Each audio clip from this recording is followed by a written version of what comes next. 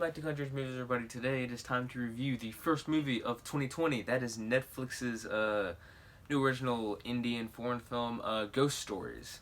I believe it was India, but it's basically an anthology series of horror movies. I believe it's 4 different horror movies, all from different directors. It was kind of different people from a previous Emmy-nominated movie for Netflix or whatever, so it was intriguing, but yeah, long story short, no, not much here worked at all.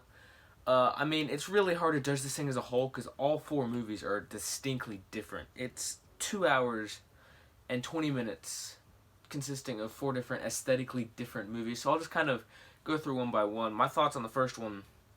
First one was the only one that elicited actual scares. Like, the aesthetic feel was just really scary of the first kind of situation we were in. The environment was pretty terrifying, and though it didn't really have much resolution, it's the only one that got any scares out of me. So I wouldn't necessarily say it was good because, once again, there was just some weird crap going on.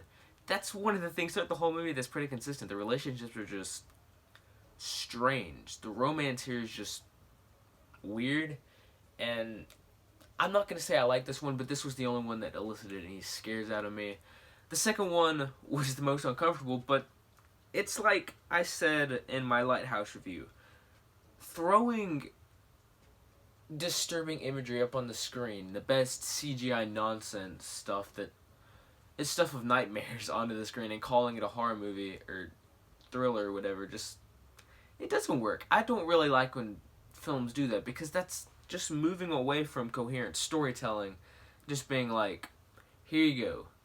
Terrifying imagery, be scared, this is a good horror movie. And it's really not.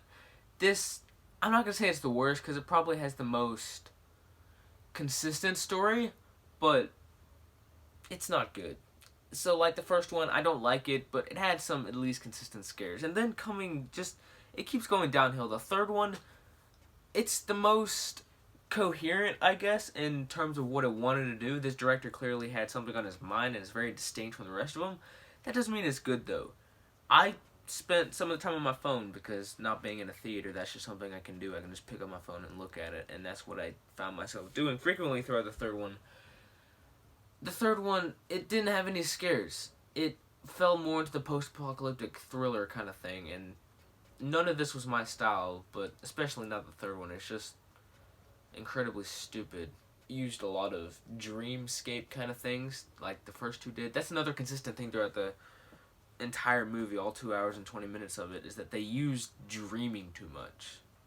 I know that sounds dumb, but dreaming. And so, yeah, the third one didn't work much at all, but easily the worst one out of all of these is the fourth one. I think I'm going to write in my Letterboxd review just a good summary of the fourth short film. A tinged up portrayal of predictability at its finest. It's incredibly dumb. I don't need all the sex stuff in there. It's pretty disgusting. And it's not scary at all. This was the least scary one. It's just, it had like 1 jump scare, and that was the only tension. The only thing really I felt throughout the whole entire short film. So yeah, I didn't like any of the short films that we got here. None of it really worked. The first one, it started out pretty scary and just gradually went downhill. It was tough to get through. I'm not going to say it's the worst thing ever, because there have been worse things. The only thing good that I can say for all of these is that the cinematography is for some reason so good. Why do they have such good camera work for this? There's so many awesome long takes throughout all of it. Otherwise, not a very good movie at all.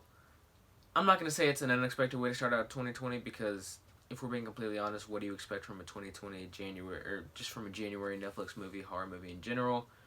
But yeah, I'll give it 2 out of 5. Not very good at all.